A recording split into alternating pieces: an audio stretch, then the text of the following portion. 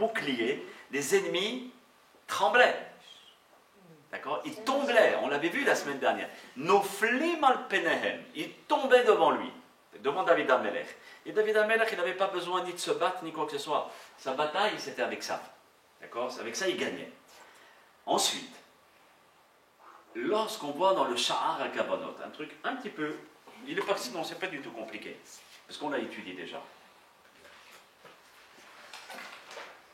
Dans le Sha'ar al-Kavanot, qui a écrit par le Ma'arho, Rabbi Haim Vital, il nous dit que le nom de Dieu, Yud, Ke, Vav, Ke, d'accord, Mitmale, le Shem Havaya Baruch Hu, c'est dans le nom de Dieu, de cette manière, Mitmale Be'arba Miloim, il se remplit de 4 façons de l'écrire. Alors on voit Yud, Ke, Vav, Ke, mais avec des Yud, Yud, Yud, Yud, Yud, qui a pour valeur numérique 72. C'est là-dessus que j'attire votre attention, d'accord, sur le premier. On continue, la Yud, Ke, Vav, Ke, mais avec des Yud et des Aleph, qui tous, ça fait Yud, Ke, Vav, Ke aussi, mais qui a pour valeur numérique 63, sa mère guillemets. Ensuite, Yud, Ke, Vav, Ke, rien qu'avec des Aleph, ça a pour valeur numérique 45, exactement la même valeur numérique que Adam. Adam, c'est 45. Nous, on a été créés avec ce nom-là. Et ensuite, Yud, Ke, Vav, Ke, avec des He. D'accord? Et donc, c'est le Shem Ben. C'est ce qu'on appelle Absagma Ben. Quand vous écoutez les Mukoubalim dans des cours, ils vont vous dire Ben, Ben. Qu'est-ce qu'il est en train de dire? C'est ça. D'accord? Donc, quand il dit, voilà, je vais vous expliquer le mot Sag, tout de suite, vous savez que ça a un rapport avec ça. Maintenant, retenez ici. Yud, Ke, Vav, Ke, avec les Yud, on a dit que ça a pour valeur numérique 72. Avec ce nom-là, Akadosh Baruch Hu a créé le monde entier. Le monde entier. Et aussi, on va voir ce qu'on peut faire avec ce nom-là. Il s'appelle pour le Rambam. C'est le Chesed, non? Oui, oui, c'est le Chesed, très très bien. C'est la miséricorde. Maintenant, le Yud Ke Vav Ke, d'accord, qui a pour valeur numérique 72. Voilà. Donc, encore une fois, Yud Ke Vav Ke. Alors, ah oui, je vous ai mis aussi pour comment on obtient 72, d'accord? Lorsque ici nous avons vu, ah bon, on va le faire directement. Alors, on avait dit que dans la Menorah, dans le Lamnatsea, il fallait penser certaines lettres qu'on avait expliquées tout à l'heure. Maintenant, le Aleph, ça a pour valeur numérique 1. Le Lamed de Eli, vous vous rappelez, Aleph Lamed Yud, c'est pour valeur numérique 30. La valeur numérique de Yud, c'est 10. Ensuite, le deuxième nom qui se trouvait à la droite de la Mnatsea, commençait par un Yud, qui est pour valeur numérique 10. Ensuite, le deuxième Yud, c'est encore le 10. Le Aleph 1 et le Yud 1. 10, excusez-moi. En tous, combien ça nous donne? 72. Ça veut dire que lorsque vous prenez toutes les phrases des Rachetevot, c'est-à-dire les premières lettres, attendez, je vous le montre, voilà, les premières lettres, d'accord, Elohim Echonenu Beborechenu, d'accord, etc., toutes les lettres qui sont en haut de l'Amnatsea. Vous avez Aleph, Lamed, Yud, ensuite Yud au milieu, Yud après, Aleph et Yud à la fin. Ça marche, vous le voyez? Donc automatiquement, ça va nous donner la valeur numérique 72, qui a pour valeur du Shem Ab, d'accord, le Shem Ab qui s'appelle le nom de 72. Regardez. Je ne sais pas si... Voilà. Vous voyez, ici, nous avons Aleph Lamed Yud. Ensuite, Yud, Aleph, Yud. D'accord? Donc il faut ajouter le Yud du milieu. Tous ces Rachetevot, d'accord, quand on les prend en valeur numérique, ça nous fait aussi la valeur numérique 72, qui est le Shem HaMeforach 72, qui est le nom divin de Dieu. Ok? Le 72. Donc c'était ça qu'on a expliqué avec le Shem Havaya. Maintenant, un mispar 72 nimtza rabot bekli hamishkan ledugma. On voit que le chiffre 72 dans la Torah est très très important. Pourquoi je veux vous le montrer aussi ça? Parce que ce n'est pas un hasard que dans l'Amnatsea, il y a aussi insinué par les premières lettres de tout la matière qui est en haut, le Shem Ab de 72. Parce que ce nom-là, il a une très grande signification dans la Torah. D'accord? Et par exemple, dans les outils, les clés à Mishkan, les réceptacles du sanctuaire, on voit le chiffre 72 dans plusieurs parties. Regardez. Aorer akolel shel karché à Mishkan aya shivaim amot, shivaim v'shtayim amot. Toute la longueur, d'accord, des karché à Mishkan, c'est ça les karchim, d'accord, les poutres, très très bien. Toute la longueur des poutres, ici, ici et ici, il y avait, d'accord, 72 amot dans le Mishkan. C'était quoi le Mishkan? La maison du sanctuaire, d'accord, là où Akadosh Baruch Hu va reposer sa Shrina. Mais il fallait que ce Mishkan puisse en lui-même recevoir le nom de 72 pour faire habiter la Shrina. Ensuite, on voit une deuxième partie dans la Torah, que quand le Kohen Gadol, d'accord, le Kohen Gadol, lorsqu'il avait des vêtements sur lui, aussi ces vêtements, ce n'est pas un hasard. On va voir les choulés à Me'il chez la Kohen, les pans, d'accord, les pans du manteau du Kohen Gadol, il y avait 72 paramonim, gling gling gling, cloches, et 72 rimonim, décoration qui a la forme d'un rimon, des pompons. Et un rimon, c'est une grenade. Comme des pompons, comme des grenades. Alors, lorsque vous regardez le Kohen Gadol, vous voyez ici, hop là, vous voyez ici, il y avait les rimonim et il y avait les paramonim. En tout, quand vous prenez tout le manteau, d'accord, il y en avait 72. Sur le Kohen Gadol, mis à part le Tzitz HaKadosh où il y avait à l'intérieur le Shem Amforash, le nom divin de 72, à l'intérieur de là, d'accord, ici c'était marqué Kodesh Lachem, aussi dans ses vêtements était insinué le Shem Ab de 72. D'accord? C'est le nom qu'on a vu tout à l'heure de Yudke Vavke. Une troisième référence. Ve'avnet, haya be'orer, shevaim tfahim. La ceinture du Kohen Gadol. Elle faisait aussi 72 tfahim. D'accord? Un tefah, c'est à peu près 6 cm. Donc vous voyez ici le avnet, un autre style de avnet et un autre style de avnet. Tous les avnet, les ceintures, avaient pour 60, comme longueur 72 tfahim. Pas 71, parce que c'était pas cachère. Le linge en lui-même, on avait fait toute une conférence sur le linge, qui avait une très grande importance. Et quand nous mettons aussi notre ceinture, même si ce n'était pas 72 tfahim, mais on avait dit que c'était le moyen pour pouvoir séparer les parties du haut et les parties du bas, et de pouvoir bien séparer les deux. C'est quoi le problème? C'est que parfois on mélange les deux mondes. Le monde de l'intellect avec le monde du bas. D'accord? Il ne faut pas que le bas rentre dans la tête.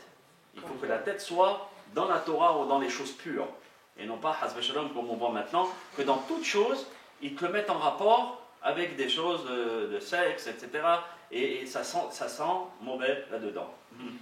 D'accord? Lorsque le Kohen Gadol aussi, d'accord, Shlosha akirot hayu be'orer kolel shevaim v'shtayim ama. On revient maintenant au Mishkan. Il y avait toutes les amot ici, d'accord, ça faisait 72 amot. Non seulement il y avait 72 krashim, mais 72 amot. Une ama, c'est à peu près 50 cm. C'est pas pour rien qu'il y avait 72 amot. Maintenant qu'on étudie, on sait pourquoi c'est 72. C'est en rapport avec la Shrina. Le Kohen Gadol avait le pectoral. D'accord? Chaque pierre de ce pectoral a eu 6 otiyot. Il y avait 6 lettres. Shem Sachakol, Shevaim Veshtaim otiyot, où il y avait 72 lettres. Comment? D'accord? On voit ici toutes les tribus. Reuven, 6 lettres. Shimon, 6 lettres.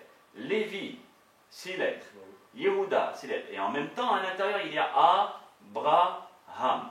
D'accord? Yitzhak, Yaakov, Yeshurun. D'accord? Donc, ça veut dire, à l'intérieur, il y a Abraham, Yitzhak et Yaakov. Et les Yeshurun, c'est quoi? Hein? Vous avez en haut, c'est marqué. Donc, vous avez Yeshurun, qui est aussi les 12 tribus d'Israël. Donc voici les 12 tribus. D'accord, il le portait ici le Cohen, et aussi il y avait les pierres ici, avec tous les noms, comme s'il portait les tribus sur lui. Et donc il y avait 72, d'accord, 72 lettres, et à ce moment-là, c'est en rapport avec le Shem HaKadosh que le Cohen Gadol avait indirectement sur lui. Rabbeinu Behaye, qui est aussi un très très grand kabbaliste. Alors lui, il a écrit des livres où il faut s'accrocher de bonheur pour les comprendre. C'est très très très difficile.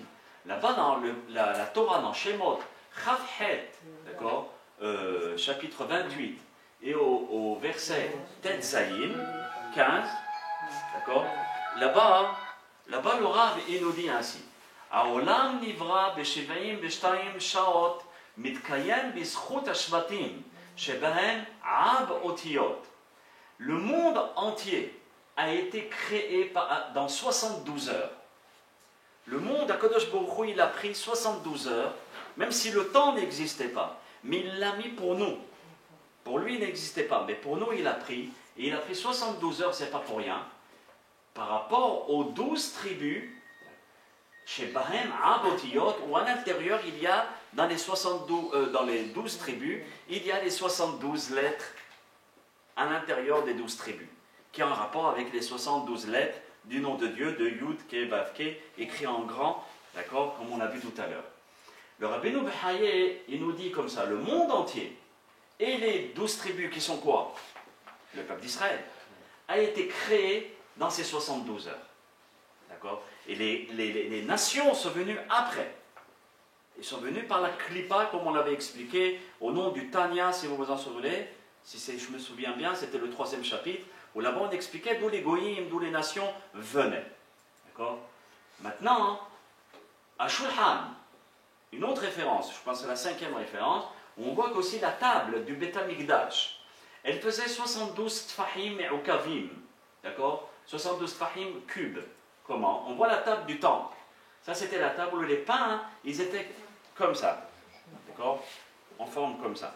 Donc, ici, d'accord, comment ça s'appelle, la table en elle-même faisait 72 tfahim cubes.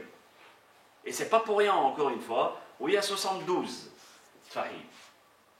Ici, vous allez voir aussi qu'il y avait un espace. Cet espace-là aussi, le Malbim nous dit dans son commentaire, chez Nofah, chez la Sheta, chez Mitahat la Shulchan, l'espace qu'il y a dessous la table, il y a de 648 tfahim. Sheshnot Arbaim Veshmone tfahim. De 648 tfahim. Chez où? Cette fois, 72 fois 9. D'accord? Donc lorsqu'on voit que cette menorah, cette shulchan, c'était aussi 648, 72 fois 9, c'est 72, c'est quoi? Le Shem Amforage, le Shem Ab, et fois 9, c'est la gamatria de Emet, la valeur numérique de vérité. Alors c'est 72 fois la vérité, ça nous donne 648, qui était l'espace qu'il y avait dans le shulchan à l'intérieur du Beth Amikdash, et aussi du Mishkan. 648 fahim fois 72 fois. Voilà. Aussi, chez vous, un nofah, un medouyak chez le mikvé kacher. Combien fait le nefah du mikvé kacher dans la Torah? C'est quoi le nefah? 648. Le volume. S'il n'y a pas 648 fahim à l'intérieur d'un mikvé, le mikvé il n'est pas soul. C'est sûr qu'il y a toujours plus. Mais au minimum, ah, il faut qu'il fasse minimum. voilà, au minimum 648 fahim. S'il n'a pas 648 fahim, c'est pas bon. Et c'est en rapport avec quoi? C'est 72 fois 9.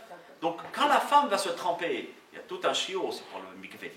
Quand la femme se trempe à l'intérieur du mikvé, une des révélations que nos sages nous font, elle se trempe carrément dans la force, dans cette lumière du nom de Dieu. D'accord? Donc c'est extraordinaire le mikvé.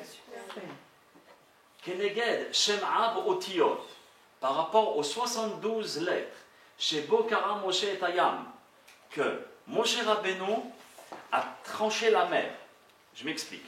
Lorsque Moshe Rabbeinu se trouvait devant la mer Rouge, la mer qui est à Taïon, il y avait un très grand kétroug Bashamayim, très grande accusation contre le peuple d'Israël Bashamayim, en disant quoi?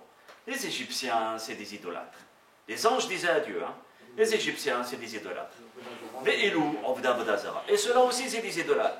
Pourquoi tu favorises le peuple d'Israël plus que les Égyptiens? Il n'y a aucune différence.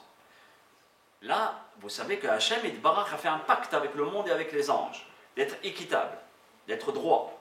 Et si quelqu'un ne mérite pas la chose, on risque de lui enlever. C'est la raison que l'Aïn, dans le mauvais œil, c'est quoi? Le fait de remettre en question ce que la personne peut avoir et que l'autre envie, ça remet en question dans le tribunal céleste. Et s'il ne le mérite pas, on est capable de l'enlever, de lui enlever. Parce qu'il faut une justice céleste. Ici, Moshe Rabbeinu s'est battu avec cet ange. D'accord? Cet ange qui était quoi? L'ange de la mer, qui ne voulait pas s'ouvrir. D'accord? L'ange de la mer s'est dit, moi je ne m'ouvre pas, tu n'es rien pour moi. Et moi je suis né avant toi. D'accord? Donc je n'ai pas à t'écouter. Moshe Rabbeinu, pourquoi on dit dans la Gemara, Ktubot, que trouver son mazal, c'est encore aussi difficile que l'ouverture de la mer Rouge. D'accord? Parce qu'à ce moment-là, il y a beaucoup de kétrogim. C'est très dur, c'est très difficile. Et il y a beaucoup de kétrogim. Et en plus, il y avait l'ennemi, qui étaient les Égyptiens, qui voulaient carrément trancher. Imaginez-vous Bar-Minan, les tanks de tous les Syriens, les Égyptiens, Rahman al-Islam, comme la guerre des 6 jours, d'accord, on l'a vu déjà ça. Et à ce moment-là, on se trouve devant la mer et on ne sait plus où aller. Et comme ils nous disent, on va les jeter à la mer. Personne ne pourra nous jeter à la mer. Parce qu'Akadosh Baruch Hu est avec nous. D'accord? Donc on voit ici que le Moshe Rabbeinu avait dans son bâton, devant cette difficulté, quand il voyait l'ange de la mer, parce que c'est un ange la mer, on l'a expliqué, vous vous rappelez, le soleil c'est un ange, la lune c'est un ange.